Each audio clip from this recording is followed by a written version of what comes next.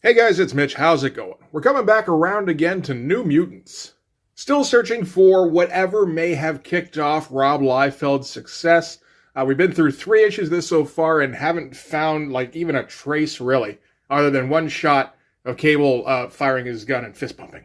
And somehow I don't think that was enough on its own, so we're going to keep on searching. So strap in as we get ready to take a look at New Mutants number 89. But just before we get into it, if you enjoy the channel, if you feel like you might want to help out a little bit, what you can do is in the description there's a link to my Patreon. And if you subscribe there, that'll give you access to everything I do, from the Blood Force stuff to the YouTube videos before they get uploaded to YouTube, as well as some Patreon exclusive content. So what's been going on in the New Mutants? Well, we've introduced a new character in Cable who doesn't have any real link to the New Mutants characters themselves just yet. The characters Rusty and Skids were first captured by Freedom Force and then rescued by the Mutant Liberation Front, and that's currently where they're at. Cable himself is on the run from Freedom Force. And the New Mutants have had nothing to do for 3 issues now. And that's really not going to change in this one, which kind of hammers home my supposition that basically there was no real story in mind for this. I get the impression that the Cable character was kind of foisted on Louise Simonson, and she didn't really have a good way to work him in, so she kind of had to put the series on hold while she developed something for this character, and that meant that the New Mutants are just kind of in a holding pattern for now. So once again, we're going to focus largely on Cable, because he's the new hotness in 1990. So let's start with this cover. Not a particularly good one. In a whole lot of ways, really. I mean, this is the weakest, I think, of the Liefeld-McFarlane jams. We had the Vulture cover, which is probably the best one. It was a swipe, but you know. Then the Cable introduction cover, which, again, was a swipe, but still looked decent. And then last issue with the Blob looming over Cable, which was still fairly strong. This one is kind of weak all over. It's not really much of a composition. I mean, I guess there is actually a bit of a triangular thing going on here with Cable at the top and then overlapping the title. That's something. But this looks very much like something somebody would just sketch in a notebook when they were in high school. It's just kind of a mush of characters all kind of plunked down every which way just to fill space. You can see that Liefeld started with Cable and then threw Pyro down in front of him here as a focus and then went, oh wait, there's more guys. So, put the Blob and the Crimson Commando down here. The Blob is one of my favorites because Rob had no idea how to draw a fat guy from this particular angle, and particularly the chins, and this is what he came up with. And Todd kept it. That's kind of horrifying. You imagine seeing that from the front? And then we kind of threw, I think his name's Super Saber, off in the side here, and didn't really match up with what was going on with Cable, so you just kind of gave him a little bop. But yeah, totally just kind of a high school drawing. Look how cool my character is. There's no real story behind this drawing. It's just a cool scene. That's Rob Liefeld in a nutshell, man.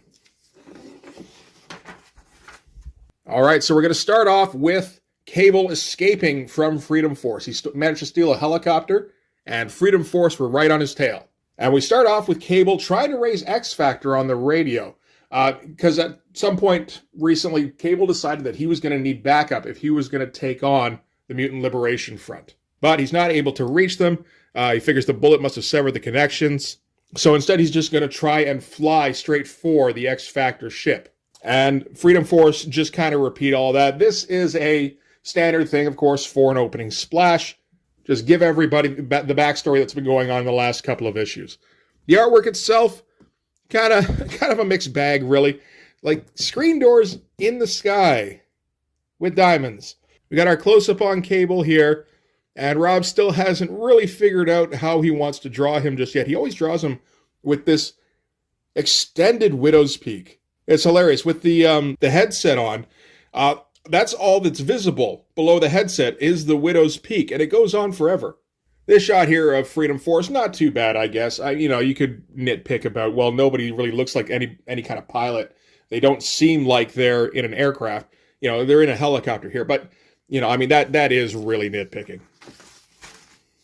And we got a double page splash for our page 2 and 3. That's what you want. Freedom Force used rockets to take down Cable's helicopter. So it's damaged to the point now where he can't keep it afloat. But he's not going down alone.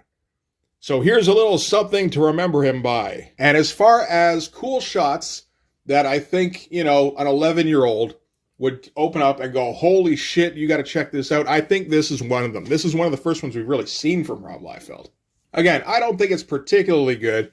And you got the bits with the helicopters here, which are kind of half-assed, but he actually did make an effort to put them in perspective a little bit, assuming, of course, that that's Rob drawing those and that he didn't leave that up to Hilary Barta or something, which he may very well have done. Like, there's a better than 40% chance that all Rob drew on this page was Cable in this pose and these guys here. But, it's an okay pose. And I think preteens would have gotten behind this, absolutely. So Cable's helicopter comes down in the river, but so does Freedom Force's. And yeah, they just kind of splash down. Meanwhile, we flip to the New Mutants, who are checking in on Rain. Rain recently got a call from Moira McTaggart, where Moira was saying that she needs to come back with her to Scotland. Moira was acting really weird during the call. Like, super stern. And, dressed in a dominatrix outfit, which, again, weird for Moira. And Rain doesn't want to leave, and everyone's just kind of going through her reasons for not wanting to leave. It's a weird little bit, like it's a catch-up panel, because, you got to fill everybody in, because they might have missed the last issue, right? But yeah, they're like, I don't blame her, but Moira is her legal guardian, and if Moira says she has to come home to Scotland, I guess she has to obey. Moira thinks the New Mutants spend too much time in danger and not enough in school, and in one way I can see her point. And yet... So yeah, just kind of walking us through what's, the scenario is. And Rain kind of calls them out for just saying this stuff, like, right in front of her. And I said, well, you know what? That's actually kind of fair. Like, yeah, you probably shouldn't be doing that. And again, kind of more catch-up stuff, where she's saying how it feels weird with Moira. And, she wasn't acting like usual. And I don't want to go. And Roberto is upset with the whole situation because Rain's being treated like a child here. And, yeah, they are children, but they're not regular children. They're superpowered children. And with superpowered children, you gotta kind of give them extra allowances in some way. He's doing the great power comes great responsibility speech, basically. And he says, and if that puts us in danger sometimes, then that's the price we have to pay. And it's kind of a nothing page. It's kind of a nothing couple of pages. I'm getting... why Rob felt that he needed to try and boot Louise Simonson off this book. It's just, they don't mesh. Louise Simonson needs people who can draw regular shit, and Rob ain't that. Rob needs somebody who can script action, and I mean, Louise Simonson might be that, but she's not being it right now. And out of the two of them, action sells more books, and of course, this book is being edited by Bob Harris. And Bob Harris fancies himself an artist-editor, so he's going to listen to Rob Liefeld over Louise Simonson. And yeah, maybe not the worst idea. You know who they should have asked? They should have asked Fabio, as Fabio is the Ultimate Warrior. And from there, so we're going to cut back to the East River, where Cable is fishing himself out of the drink. Bunch of passers-by kind of go, hey, where you going? And he says to call an ambulance and get the cops. You stay here. There's other people coming out of the choppers. So when they come out of the water, you should lie them down and make sure they don't move. Which is silly. But I mean, I'm sure the point isn't to get a bunch of passersby to be like, no, lie down. Shh, it's okay. And then Freedom Force is going to be like, oh, man, I don't want to do this, but you're being so reasonable. I think it's just, when Freedom Force does get out of the water, which they do momentarily, you get a whole bunch of civilians getting up in your grill and just kind of getting in your way. That's not bad. Slightly more fun pages. As long as Rob can get Cable in there, I think he's happier. Not so much when he has to draw a hand. Gotta love this stuff with just he's pointing off to the side that's a fun running pose. That feels like it might be copied from something, actually. I don't have anything to verify, but it's a bit better than Rob can usually do. It's a little goofy with the hyperextended knee, but I think that actually just sells the run better. All right, and back to the New Mutants, or at least a few of them. This is Boom Boom, Cannonball, and Sunspot, and they're all going to go into town to pick out a going-away present for Rain, because they figure maybe they can try to cheer her up a little bit before she goes. And this feels like it kind of comes out of nowhere a little bit, and it's It's a weird little side story thing here. They decide to go to Tiffany's to pick stuff out because that's where Roberto is familiar with.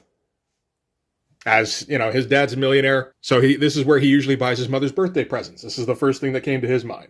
So they figure they're a good team to pick out a present for Rain. You know, Cannonball knows Rain fairly well, and so does Bobby, and Bobby's got money. And Boom Boom can add the sort of the woman's perspective on things. It's a bit more fun, and I kind of like this jewelry store cashier guy, actually. It's not a bad rendition. It's a little cartoony, and just not the kind of thing I usually see from Rob. It's not his usual kind of face. I would be expecting like a close-up on his mouth if he's going to be talking and smiling, which would make him look all super creepy and shit, of course. So now, yeah, they're just going to try some shit on. Boom Boom, in particular, is going to look at these earrings, and she's like, oh my god, I love these. They look like real diamonds. And he's like, it's Tiffany's. They are real diamonds. The earrings cost $2,000 in $1990. And Boom Boom was just like, oh, well, you know, she doesn't wear expensive jewelry much, so, like, maybe we should just not really consider these as much then. So the cashier directs them to another part of the store where they can get better, you know, value. And they find a crystal wolf, which they're able to purchase. Now they're very happy. And cut back again to Cable, who's managed to find a trench coat and shirt. So he's ready to star in Terminator. Though apparently the trench coat and shirt finding process is lengthy and involved, and gave Freedom Force the chance they needed to not only catch up, but get ahead of him so that they can jump him in an alley he's approaching. And I kind of like these shots. You know, we're going to get some Dutch angles that look all right. Get some breaking the panel border here. I like this shot of Cable. You know, this hand is fucking terrible. But that's just kind of standard now, right? And yeah, this all looks, you know, okay. We still haven't seen a ton in this book that would appeal to kids, I think, other than that 2-3 spread, which is pretty good. So now we're going to cut back to Rain and Richter and Warlock. Rain is packing up for her trip to go to Moira's. You know, this whole thing, everything that's been going on with the New Mutants in the last few issues has felt like just killing time. It's like we need pages in between all this Cable crap. So I don't know, fucking Rain has a problem. And she's got to go back, and oh, she don't want to go back, and everybody's got to cheer Rain up. Because we can't do a real story. A real story would push the Cable story off to the side so that it took up like a minimal amount of the book. Can't have that. That's the focus of the book now. And she's going through some souvenirs that she's packing up from her time with the New Mutants. So stuff like a piece of marble from Nova Roma. I'm not familiar with that one. A feather from when they were first in Asgard. And when she left, Danny Moonstar decided to stick in Asgard, and that upset Rain quite a bit. So she didn't think to grab something, and now she's a little mad at herself for that. So Richter offers her his souvenir, which is rubble from Lord Odin's tower. That's a pretty good one, I think. And yeah, they're setting up some romantical feelings, I think, between Richter and Rain, it seems like. And they've been kind of pointing out that Boom Boom feels jealous about Richter giving attention to Rain. Again, not really confirming that Boom Boom has any feelings for Richter, more just like, why are you even looking at her? I look better. And yeah, they kind of get to this point in the conversation where Rain is like kind of creepily weeping, which she does a fair bit of in this issue. And Richter's just like, yeah, and I really hate that you're leaving, because I like you a lot. You're sweet, and you're forthright. And that's when Moira comes in to kind of save us from this particular scene. And says, oh, good, you're packed. Let's get going then. And thankfully, that's where we can cut out of there. So back to the alley with Cable, where he's going to get full Nelson by Blob while Pyro takes a few swings at him. At least it's not the other way around, I guess. Pyro ain't exactly a heavyweight, you know. So Cable does the old headbutt you with the back of my head into your face, knocks out a bunch of Blob's teeth, which loosens his grip. He's able to get a kick in on Pyro here. This is a bit more fun. And again, the kind of thing I can see preteens freaking out a little bit about, like, oh my god, he knocked his teeth out. Check it out. And Boom Boom and Cannonball and Sunspot are still coming back from Tiffany's when they happen upon this scuffle going on in an alley where Cable is being assaulted by Freedom Force. So that's how Cable meets the New Mutants, I guess. I had been wondering exactly how this had all happened.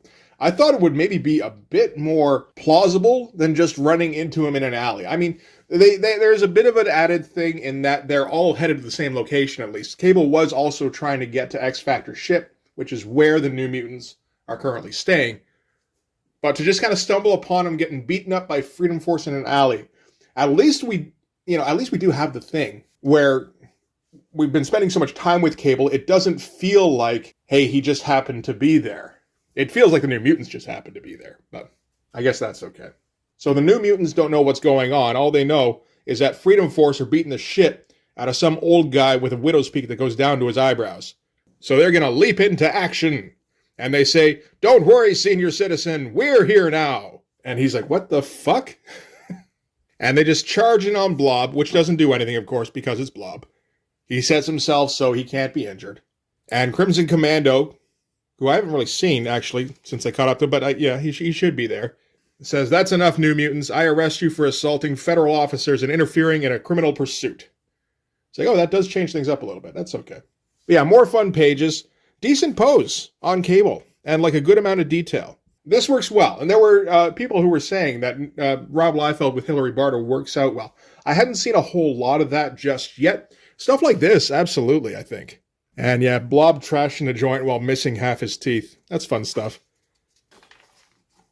And okay, we gotta draw this thing out a little bit more, I guess. So Rain doesn't like that she has to leave, and Richter goes, "No, you can't go. You can't take her. I won't let you." And he runs out of the room with his arms out, like a little kid. And it's goofy as fuck, but it was a ruse. Basically, he just needed to get out of the room so that he could get ahead of her. He's planning to go up to the roof. So does that. Rain and Moira are coming up. And Richter's already there at Moira's helicopter. And what he's going to do is he's going to use his earthquakey abilities to shake the helicopter to pieces. So, haha, you can't go. Which is immature and, like, maybe illegal, but effective. So, back to the alleyway. Sunspot gets in his Sunspot form and takes a swing at Crimson Commando, but he hits him reasonably lightly so that he doesn't do any serious damage. Of course, by not doing any serious damage, Crimson Commando's still awake when he hits the ground, and he's able to snag Boom Boom here. And then she goes and drops the Tiffany bag, but Cable is able to snatch it out of the air. And he hands the Tiffany gift back to Boom Boom here. Crimson Commander takes a shot, which he blocks with his metal hand. Doesn't seem like that should be too effective. And then is able to knock him out with a good old right hook. And they do a whole, "That was pretty good, mister. What was your name again?" And he goes, "My name is Cable." And then he detects a bogey behind them and tells Sam to activate his blast field. These are a bit more fun. There is nothing spectacular going on, like this punch isn't great. This block shot isn't fantastic, but like a shot like this, I mean, you can see the Art Adams influence. And again, there's a nice amount of detail in here. But yeah, no, that bit looks nice. And hey, everybody loves fight pages. So, Cannonball activates his blast shield just as somebody comes screeching in and runs right into him. With the blast shield, of course, Cannonball is invulnerable. So he just bounces off and knocks himself out, and that is Super Saber, which is not a great name for a dude who goes super fast. I don't know what that's about. This is the first time I'm seeing Super Saber. There's a couple of Freedom Force guys I don't know anything about. Crimson Commando is another one. So Cable was able to spot him coming because of the bionic eye. It registered the friction he creates as he moves through the air as an infrared streak. And then Cable instructs Sunspot to go after the Blob in his super strength form, but to attack him at his weak point. So what that means is Sunspot is going to pull up the ground from underneath the Blob, which makes a bit more sense. Blob has a really weird and specific power. Like, you could have just given him, like, near invulnerability, but it has to be, one size set in myself. That's so weird and specific. So now Freedom Force has been taken care of for the moment, so the New Mutants and Cable can run away, and they're all going to head back to X Factor ship to reconvene. On the way, Cable tells them about Rusty and Skids, because as far as New Mutants know, Freedom Force has Rusty and Skids still. So he's able to let them know, no, actually, they escaped with the Mutant Liberation Front, or Mutant Liberation Front re-kidnapped them, or something like that. And also on the way, they mention how Rain is going back with her guardian, Moira McTaggart, and Cable goes, wait a minute, I know Moira McTaggart, because Cable seems to know everybody at this point. Not a whole bunch of great stuff on this page. Kind of a cool shot of Sunspot here. That's really about it. So back to X Factor's ship, where Moira is going to talk with Legion, who's a teacher at the X Mansion, which I was not aware of. I just know Legion as the guy whose split personalities take him over every once in a while, and he becomes super destructive. Which he did early in the New Mutants run, probably somewhere in the middle as well, and I know he will again in the near future, with the Muir Island saga, which is probably what's going on with Moira right here, actually.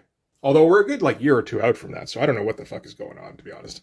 So anyway, Cable walks in with the New Mutants, and he finds Moira talking with Legion. And Moira says, Cable, you've changed. You've become even more the Metal Man, which is an interesting line, because it kind of suggests that Cable has been, slowly gaining cybernetic augments over the years. Whereas, as far as I know in the continuity, it's more he needed the cybernetic augments as a child to survive the technovirus, I believe. But, of course, they haven't come up with any of that shit just yet. So it's just, sure, why not? Yeah. He's been slowly getting cybernetified. And we're going to get some Cable arguing with Moira about why Rain should stay here, which is interesting. He says, they tell me you plan to take that youngster away to Scotland to keep her safe. In the old days, you wouldn't hesitate to fling yourself into danger if you saw a wrong that needed righting. Moira comes back with, Rain is very young. And Cable retorts, and so you tell her she's not fit to fight for what she believes, even though nature has well equipped her for that battle. Moira asks him what's in this for him. Cable gives the great power, great responsibility speech. He lets her in on his plan, which is that terrorists are building a bomb that will threaten all life on Earth, and I need allies to stop them. She's like, you're using children as your army? And he's like, who better? It's their world. It's their future. And that's convincing enough for Moira, where she's like, you know what? This is actually okay. If you're going to stick around and, kind of keep an eye on them, guide them, that kind of stuff, then I'm okay with leaving Rain here with you guys. Which, I'm not sure really flies. If the whole reason she came over here from Scotland is because she was worried about Rain's safety, Cable is very obviously recruiting for an army. But it's a reason, at least. And it's interesting to see Cable. Again, I'm mostly used to Cable as written by Rob Liefeld or Fabian Nicieza, where they don't have anything interesting to say. They don't have a point of view. They just kind of quote movie lines at each other, like action movie lines. So anyway, Moira's ready to head back. Turns out her helicopter hasn't been destroyed all along. Warlock actually reconstructed himself in the shape of the helicopter, and when Richter did his shaky thing, he fell apart. So again, all a ruse. So now Cable is, for all intents and purposes, part of the New Mutants. And that doesn't sit too well with Richter because he recognizes him from somewhere, although Cable doesn't recognize Richter. And that's where we're going to end things. So in the next issue, new costumes in an old setting as the New Mutants and Cable return to the X-Mansion, featuring Caliban and Sabretooth. That'll be all right. Anything with Sabretooth is a good time. At least up until 92-ish. After that, I can't really say. And that's going to do it for the issue. So, it's kind of been more of the same. We got a bit more Cable action at least, and we got some cooler shots of Cable. That's really about it. The stuff with the New Mutants, it's still the same, where they were just kind of spinning their wheels for the entire issue until Cable could catch up with them. It took 4 issues of that before we could get to somewhere where, I don't know, Louise Simonson had a plan for, the next arc or whatever. So, yeah, I'm still at a bit of a loss. If at this point Rob Liefeld has started building up popularity, I don't know where it's coming from. There's a couple of cool shots, or at the very least, shots that, little kids would think is cool. But other than that, there has been nothing going on, because, cool shots are one thing, but usually, it's more cool events that you think of when you're a kid, when you're talking about comic stories, right? Or I don't know, maybe I'm wrong on that. I will say the character of Cable is being set up to be somewhat more interesting than I expected. I'd heard before about how Cable was meant to be sort of a mentor figure and was meant to think strategically and, was more of a militaristic kind of figure.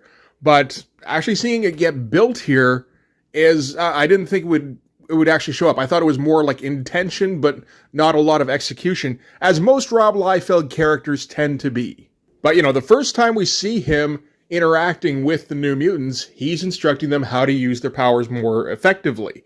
You know, they're just kind of charging in, and he's like, no, do this against this guy, you do this against this guy. It is also interesting seeing him have a different kind of philosophy to how to train mutants than, say, Professor Xavier, where he actively wants them to be fighting for their future. Even if that means, you know, that they're soldiers, not students. And I think this was kind of intended in Rob Liefeld's design of the character. But again, usually Rob Liefeld isn't too bad with concepts. It's the execution. Like, you know, we've seen Rob Liefeld scripting Cable, and all he does is say, you know, like, things that are badass. That's not how you convey that somebody has a strategic mind or has a differing philosophy. Like I said, it's interesting to see it get set up by somebody who knows how to write. But anyway, next little bit, we're going to get the New Mutants versus Caliban and Sabretooth. So that'll be a bit more interesting, I think, than fucking New Mutants versus Freedom Force. I don't know anything about Freedom Force, but they have never struck me as an interesting foe. Maybe when Mystique is more in the front line, but she didn't have anything to do in the last few issues. So anyway, the search continues. I feel like we still might find something with the Sabretooth issues, and then knowing that the Wolverine issues are coming up. I figure it's got to be in that chunk somewhere. But that's going to do it for this one. Thanks very much for watching. If you like this video, please hit like, hit subscribe, hit the notifications so you know when the next one's coming up. Go over and subscribe on my Patreon. That'll give you access to everything I do, from the Blood Force stuff to the YouTube videos before they get uploaded to YouTube, as well as some Patreon exclusive content. You can also follow me on Instagram and DM me there for commissions, and go join the Blood Force Discord server where we, you know, drop some art and we talk about comics. Liefeld is usually a topic of discussion, if not him. You know, Extreme Studios, Image Comics in general. And hey, you know, if you know how the next couple of New Mutants issues go, and you want to, like, get some pointers out of the way before I get to them, that's a good place to drop them, actually. Anyway, that's going to do it. Thanks again for watching. I'll see you guys in the next one. Bye-bye.